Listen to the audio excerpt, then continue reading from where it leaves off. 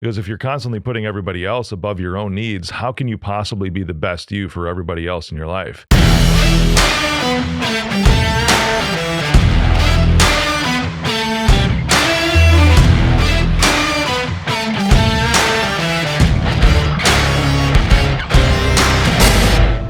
What's shaking? Welcome back to All In with Rick Jordan. I'm here with Dijana Llugolli. Hello, Dijana. Hello, Rick. Thank you. Lady Thank you for D. having me. Lady D. I like that. Awesome. I'm so excited to have you here because we're going to talk about some pretty deep things today, like divorce, like heart attack, like abortion. And a lot of these things can change the course of somebody's life. And I'm sure they have yours too, going through some of these things. Let's dive right in because we're just going to get down to the nitty gritty. Sound good? Yes, let's go. Awesome.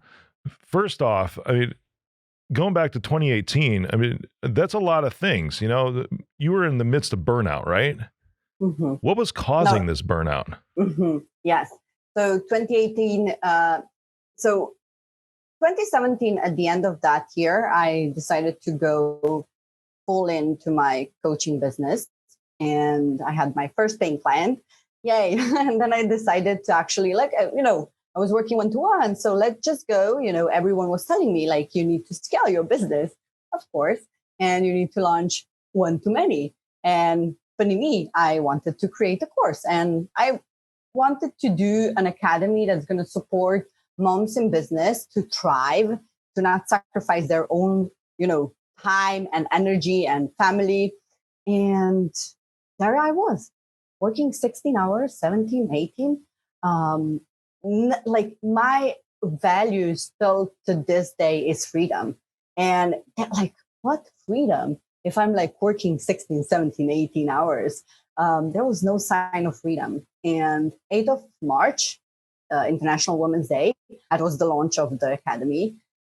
And energetically, and we can go into that as well, energetically, I was bummed. I was so frustrated. There is no way that I was energetically capable to selling anything or promoting because I was working so much. I was one-man show, one-woman show.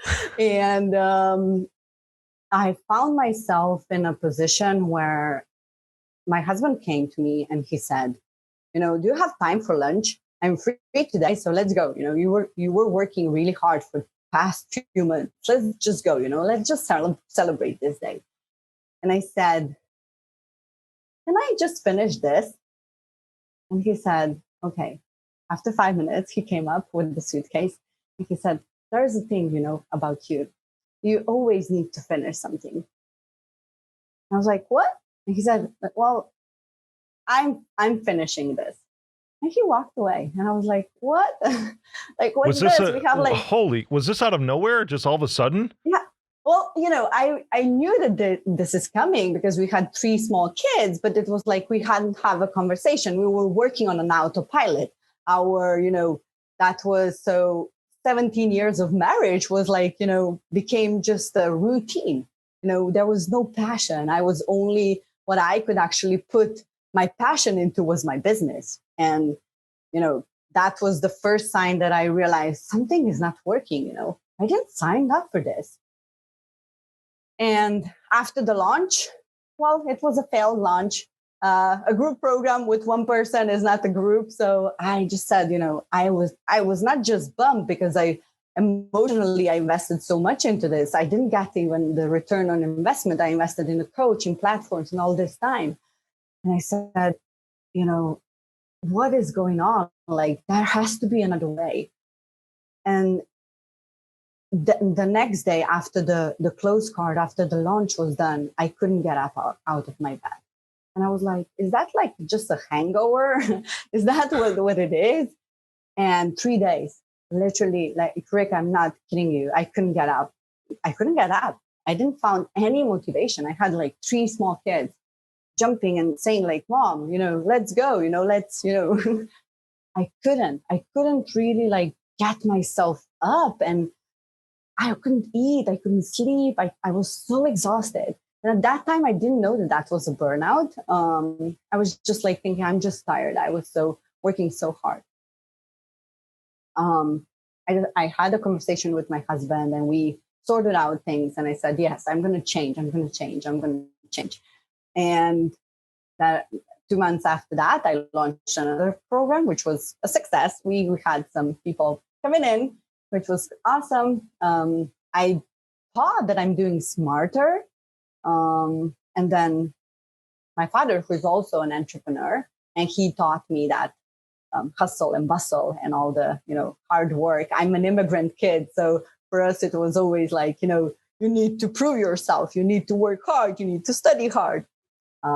So my father got a heart attack. And when I asked him, so what do you think, you eat so healthy and you live healthy. What causes that? And he said, well, I'm so stressed. I stress about the money. More I stress about the money, less money I make. And it's just this vicious circle. And I said, well, I don't know, but I think that I'm in that vicious circle myself. And we had a conversation and he said, if there is something that you adopted from me, is that working discipline. You really always worked hard and you always found yourself, to nail something if you wanted, if you were passionate. I said, I don't necessarily know if that's a good thing.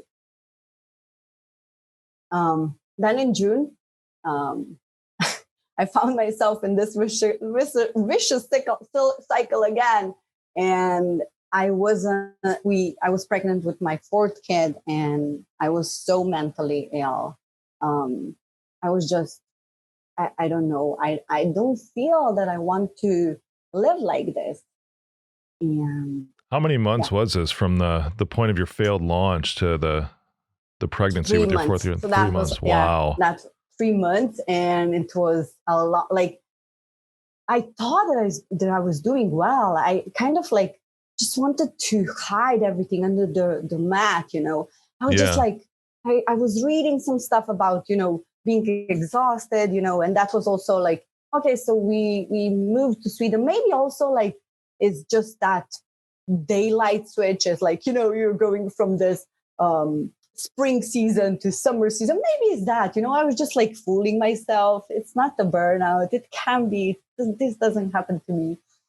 And then when I had an abortion, I said, it's time to really just to take an inventory of my life, who I am. Yeah. Who do I want to be, Why did you decide to have an abortion in that state? So me and my husband, so we discussed and I said, he said, if you're going to do this like this, do you think even that you can raise, another kid, can we do this?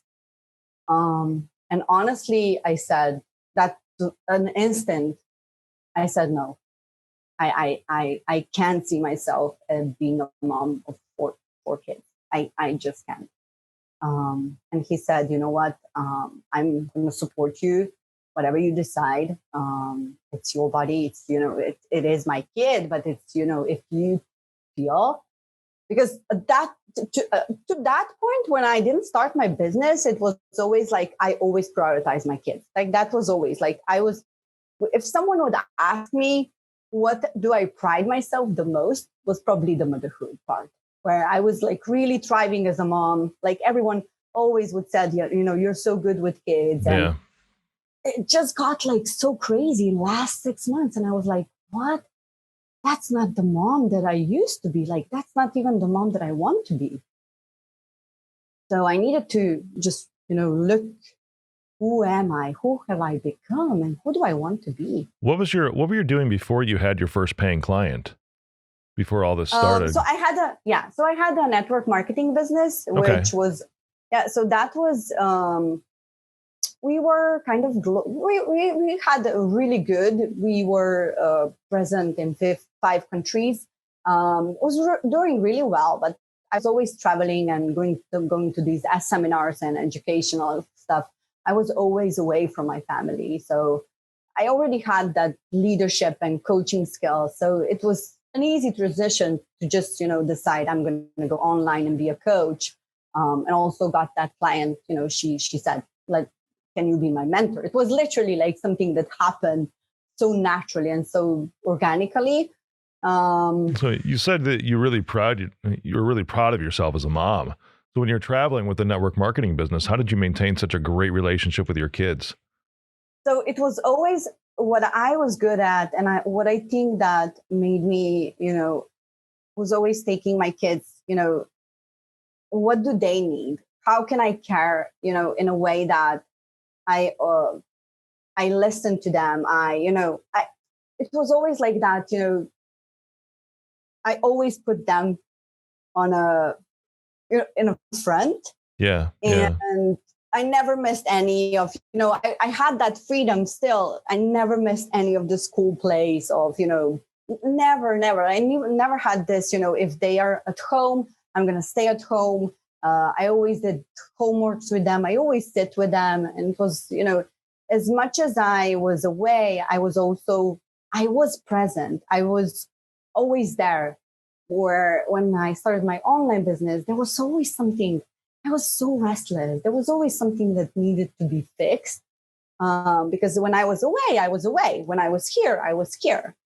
That was a big distinction. I had the full focus when I was at home with them. I had the full focus. So now I'm here. I'm not taking care of my business. I'm really taking care of my kids, having fun with them. And yeah.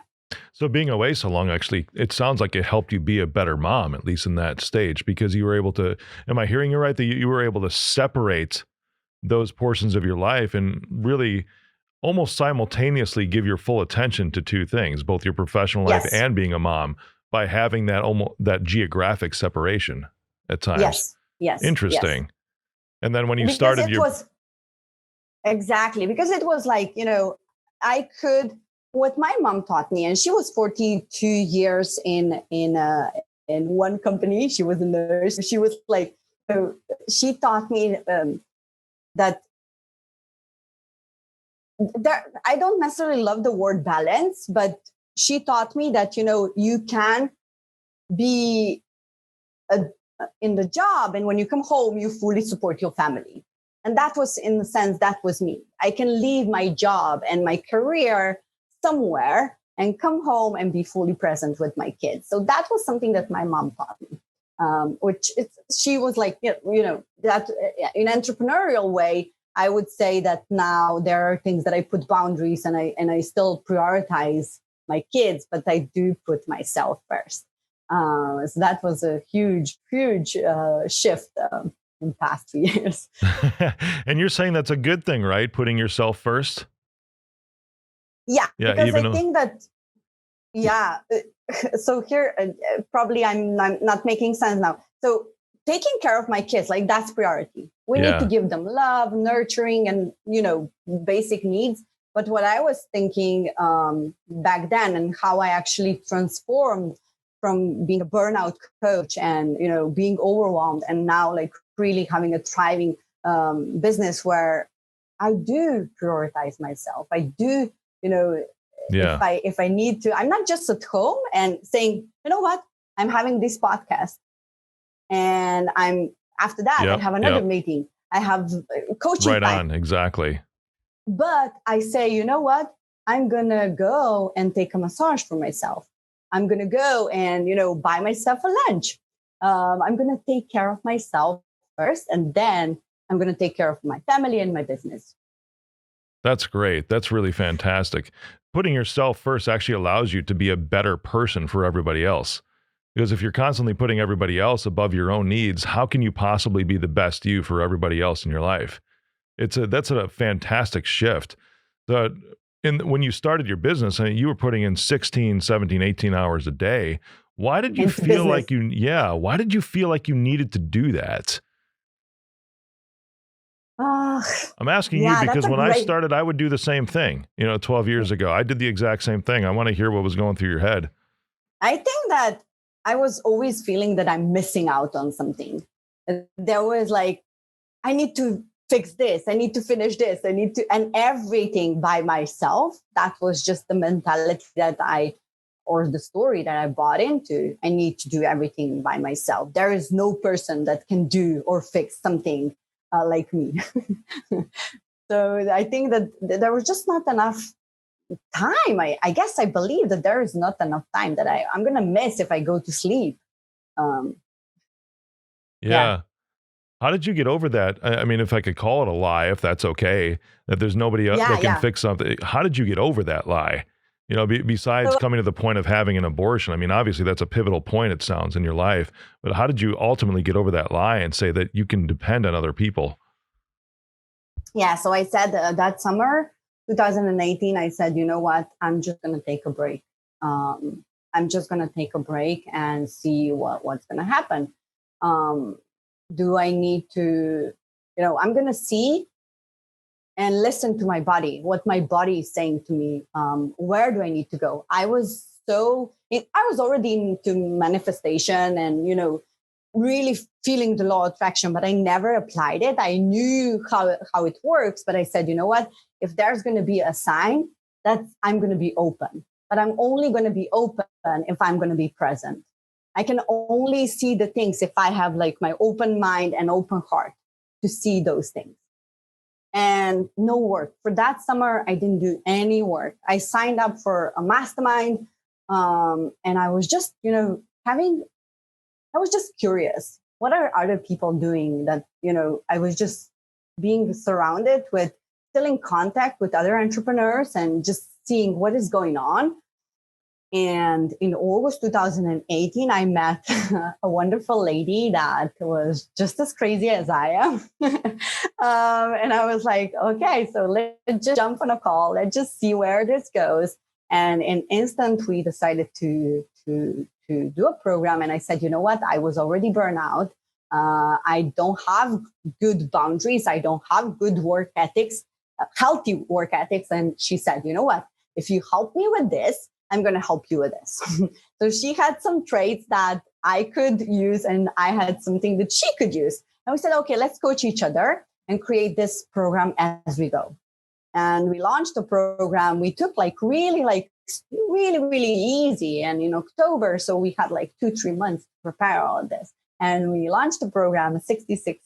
It was actually like how we started to shift our habits into healthy habits. We created this program and it was literally like 66 days of reforming yourself. And it was a success. We had 50 people joining for the program in the initial launch, and it was great. And that was also the time when she said, you need to hire someone to help you with this stuff. I said, what, me hire someone? So yeah, that was the first time that I actually outsourced some of my work, and it felt great. Felt really, really great. What was the mental block that you had, in trusting somebody else to help you? Because it's I understand because I've had people work for me for the past 20 years, and it's never a mental thing for me to let go, to have somebody else take control of it. But when it comes to the actual way that they do it, sometimes it's like, well, that's not the way that I would do it, but it's kind of okay. So how did you overcome that mental block of actually trusting somebody else to pick up some of the work for you? My dear Rebecca said, you will never do work perfectly. No matter how you try, your work will never be perfect. Was that a lie that you were telling yourself, that it's going to be perfect when I do it, and that's the only way it'll be perfect? Yes. So she just straight up told you, I'm sorry, Dijana, you're not perfect. Yeah. She told me perfect is a lie. That was what she said. You know what? If you are really you're down for a surprise if you think that you can do things perfectly. Because no matter how you do it, you will always judge yourself. Always. And I said, what do you mean? And she said, you might be, that was something that you are taught to, being perfect daughter, being perfect student, being perfect mother. That doesn't exist. That's just bullshit, if I can say so. And I said, what are you saying? No. And she said, yes. And she said, let's just go on an experiment. Let's just see if there is someone that can help you with the things that you don't need to do in your business. And I said, I need to do everything. She said, no, just write the list. something that, a not to-do list, something that um, doesn't fulfill you. Like, building funnels, doing like all this online marketing stuff. Does that fulfill you? And I said, yes, I'm a tech nerd. I love this stuff. And she said, no, you love to speak, you love to teach, you love to coach. You're an expert. You don't need to do all this stuff. Yeah, you are replaceable. And I said, okay. And when I hired a first assistant, it was just like, oh my God. Like that was like 20 hours of For a week. sure. Like really? That's such a key point in delegating it, isn't it? And I love how your friend, it's Rebecca, right? What was Mhm. talking about this, because you can take a look at your to-do list and say, okay, that question, what doesn't fulfill me? What's on my list of things that is really not something that I'm passionate about, but yet it still has to get done. Mhm. Those are things that you can put off to somebody else, because no matter what, if you try to take it on all on your own, you're not going to do it perfectly regardless, because you're still a human being. Even if you're going to Mhm. do it a way that you think is right, you know what? Sometimes you're still going to mess up. And that's Yeah. okay, because you can trust somebody else to fail, right? Yeah. You can delegate the failure, and it's okay, because that person will grow too. And maybe those things, those menial tasks, if you're talking about building funnels and you're a tech nerd or whatever else, they can do those things while you can focus on the vision and the direction, and just the almost like the orchestra conductor, and keep things going. Because if you love to speak, if you love to just put the pieces together, but somebody else can carry out those tasks. I love that division, because you can say, what doesn't fulfill me that's on my list right now? Those are things I can delegate. Yeah. Yeah. Orchestrating. You said it so beautifully. That's fantastic. You've had a lot going on. I mean, where are you at today? Because we're talking just 2 years ago is when you had Uh-huh. I'm going to call it a meltdown, because that's what it is. I think everybody needs a good couple of meltdowns in their life as long as you move past them, because the meltdowns are almost like a mirror that drops right in front of you to say, Mhm. hey, there's something that needs to change from where I'm at right now. And that's kind of the purpose of a meltdown, right? You were in your Mhm. bed for 3 days, couldn't get out of your bed. Yeah. That's a meltdown. And that's Mhm. okay to have, because it's your body, it's your mind, it's everything telling you, time out. There's something that has to change here. And if Mhm. it doesn't change, this might be the place that you're at permanently, because it's Yes. going to kill you mentally. It's going to kill you physically. It's just going to kill you dead. Something Mhm. needs to change. You changed. Yeah. You started, Um, you started being able to allow other people to support you. yeah. You have That was the kids. first thing. Yeah. How do you feel about motherhood now, coming out of that? Yeah. My daughter is celebrating 13 tomorrow. Oh, And I fun. feel kind of like, what? I'm a teenage mom, or I have a teenager. It's a lot of, like, I have to tell you, it's a lot of challenges. But Yeah. me being like, I would say so, me being mentally healthy, and she, on the top of all, she's an ADHD kid. Everything is difficult. Everything is like 10x with her. And me being healthy and me being mentally healthy gives me that strength to support her and to be the mom that I want to be. That's awesome. So I think that change. If I look back, if I could explode, I could. She would come and she would have this issue, and I would say, "Well, that's your problem." And we would get in an argument where I would just like, I would start to yell and scream. Where now I catch myself. I literally like feel my energy. What is happening? What am I feeling? Will I react to this, or can I find a way to get out of this and then like create a proactive situation, or something, a solution? I control my emotions, and I think that's change in a big way. Wow. What work did you do to help you with that? Oh, a lot. This year, I think this year was such a shift. And I don't refer to Corona. That was not that. Like it was not because of pandemic. It was more of because at the beginning of 2020, I really decided that I my word for 2020 was intuition. And I said, everyone is talking about this intuition. Said what, even my coach, which was so strange because he was a dude, like guy, like really intuition. We're talking about intuition. What? What are you saying? A man can't have intuition? Is that what you're saying? Right. That was my belief. Right. I was like, you're this probably is like right. I'm just going to tell you, you're probably right, because women are way more intuitive really than men. Awesome. That's cool. He's really awesome. And, I would always, imagine myself a manifestation babe, like, and, spiritual goddess. And I would think, they have intuition. I'm not like that. I climb trees. I'm a rebel. I'm a misfit, I dance like crazy, like no one is watching me. Like I'm that kind of person. Intuition, I don't know. So in 2020, I really decided I'm not going to push. That was like, I said, it's going really well. I really enjoy what I'm doing. I finally, I have a team of 3 people. I'm really, really like honing into what feels good for me. Let's do more of that.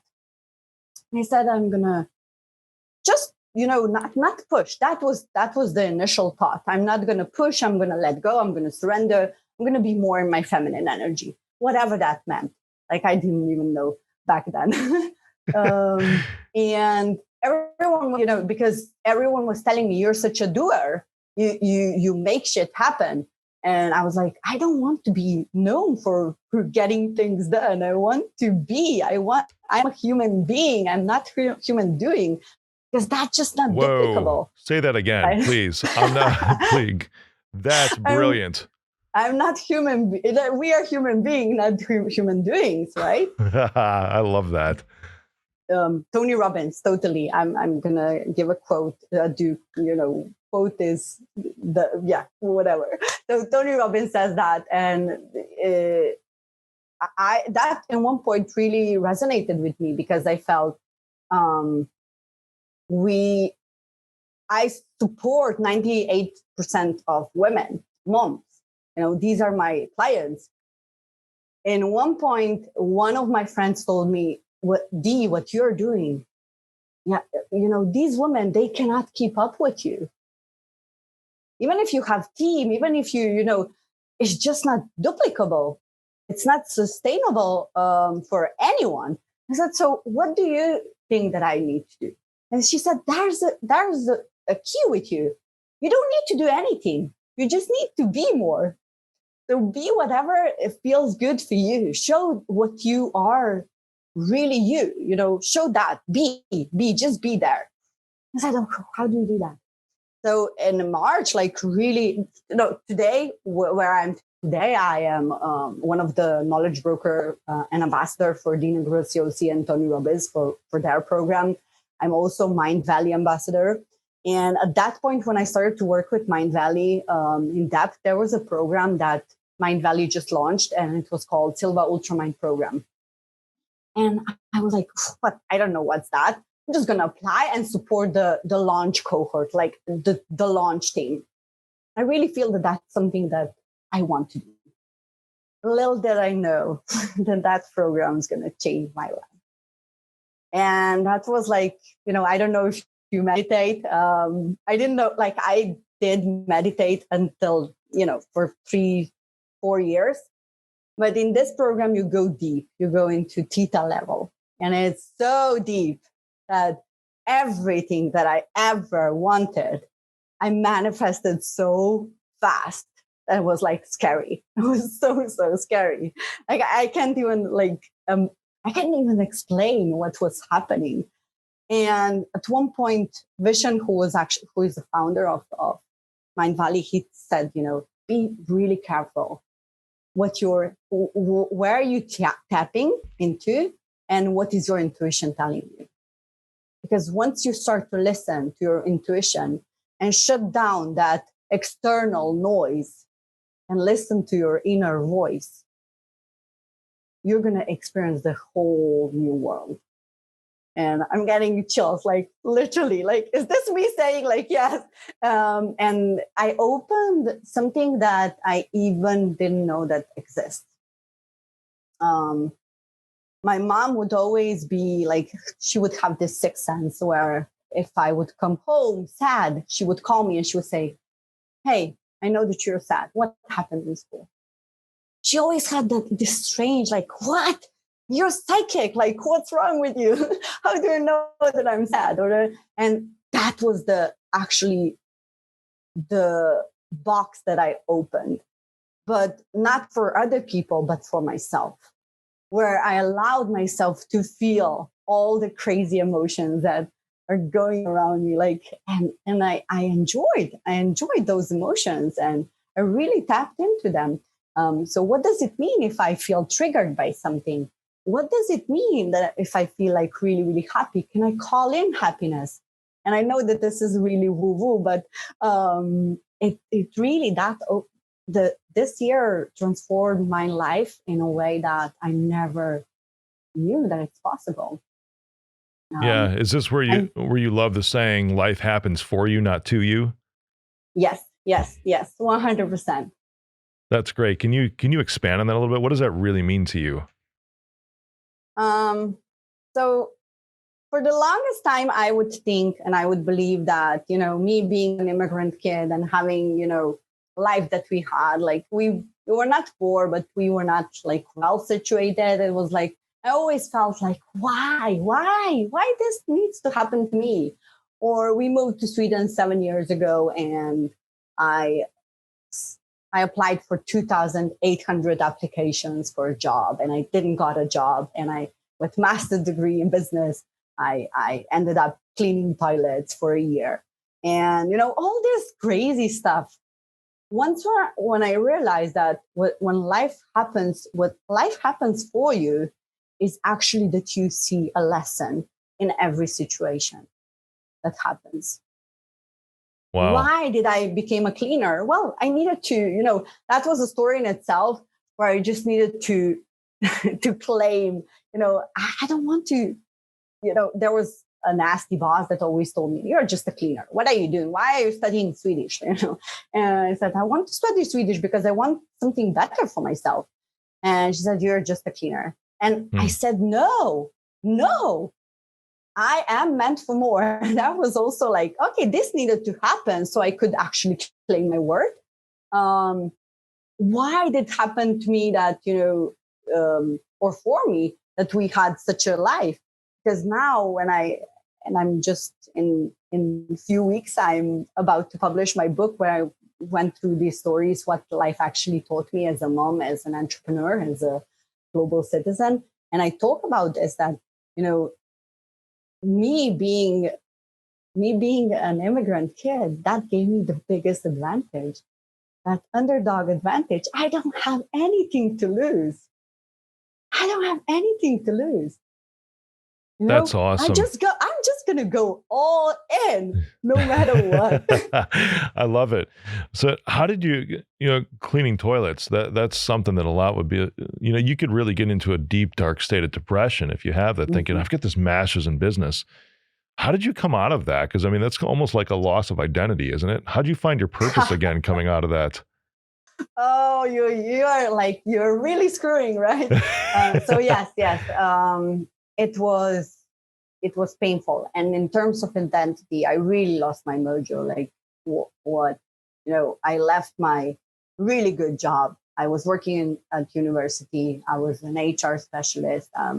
We had our nice new IKEA apartment, really good life. Where we said, you know what, we just need something new. And I came here to Sweden to finish my master's. And I thought, life is going to be easy. It's easy. I have so much experience. I have a degree. I speak 6 languages. Like, it's going to be like walk in a park. Oh, I was so wrong.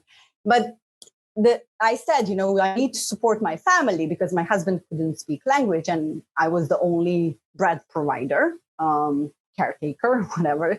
And I said, okay, let's do this.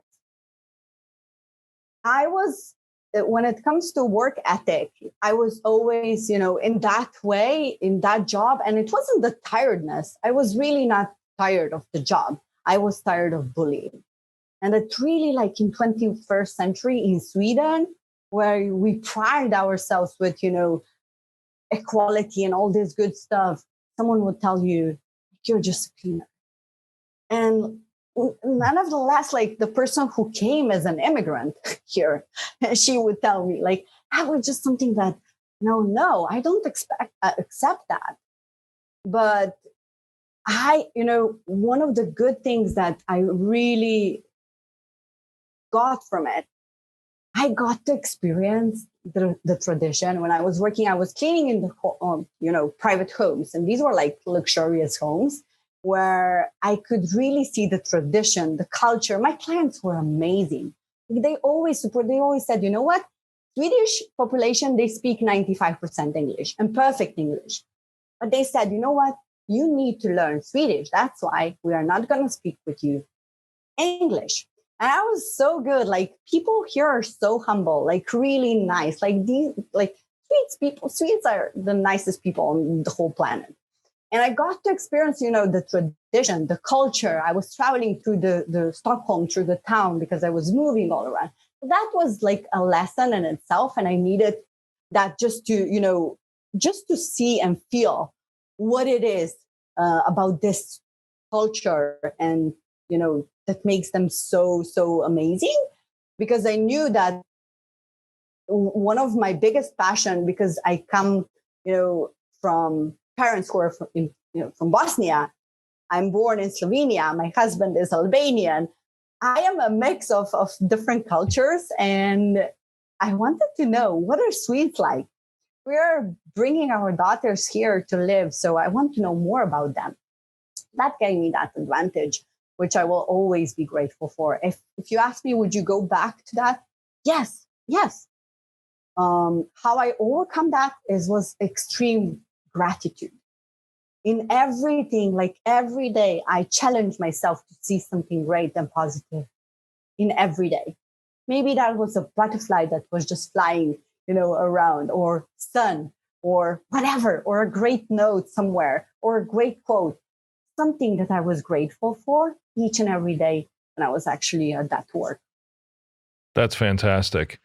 I'm blown away that you speak 7 languages, really, you're a polyglot. And it's just, here's the question, why? Is it just this I think we'll end with today, because who needs to speak 7 languages, really? Unless it's something you need for your... That says someone who speaks one language, right? Of course. I can see it as a business purpose, of course. If you're traveling to different countries, you have business going on. But just to learn them, there's got to be a reason behind that. What's the reason for you? And we can go like for an hour, because there's a limiting belief as well. But they always, when I was growing up, even in school, my teachers, my language teachers would always tell me, you can't speak. You can't speak. Because I was speaking another language, as my mother language was Bosnian, and I couldn't speak Slovene. And they would always bug me for that.